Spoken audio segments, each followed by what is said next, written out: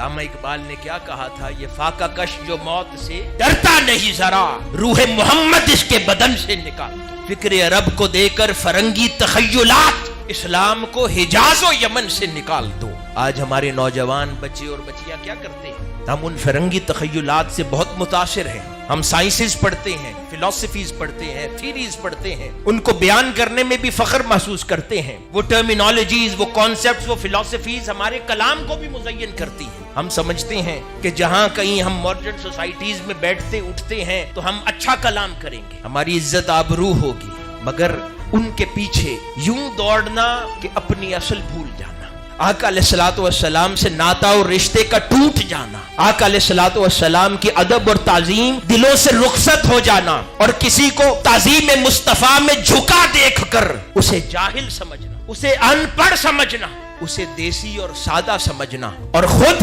بڑے ماڈرن انداز کے ساتھ بغیر محبت کے آقا علیہ الصلوۃ والسلام کے نام کو زبان سے ادا کرنا، اس کو ماڈرن دنیا کی روایت سمجھنا، پڑھے لکھے کی کیفیت سمجھ کے آگے معاشرے میں چلتے جانا، ان کے لیے یہ پیغام ہے۔ حضور کا ادب دل سے جائے تو ایمان رک جاتا ہے، ایمان کی کیفیت رک جاتی ہے، اور جب وہ رک جاتی ہے کچھ اضافہ نہیں ہوتا، جتنا کمایا ہوتا ہے تھوڑے عرصے میں انسان خرچ کر بیٹھتا ہے۔ تو مومن کے لیے ضروری ہے کہ وہ ایمان کی کیفیت کو ہر دن بڑھاتا چلا جائے، چاہے وہ حضور کی محبت ہو، ادب ہو، تعظیم رسالت ہو، ہر کیفیت کو ہر اگلے دن بڑھاتا چلا جائے، یہاں تک کہ جب شیطان حملہ آور ہو جائے تو اتنا کچھ اس نے زاد راہ ایمان کی شکل میں ضرور سمیٹ رکھا ہو کہ کچھ نہ کچھ بچ جائے، کچھ جاتے جاتے بھی اس کے اندر بچ جائے، اتنا کچھ ضرور سمیٹ کے رکھا ہو ایمان کی صورت۔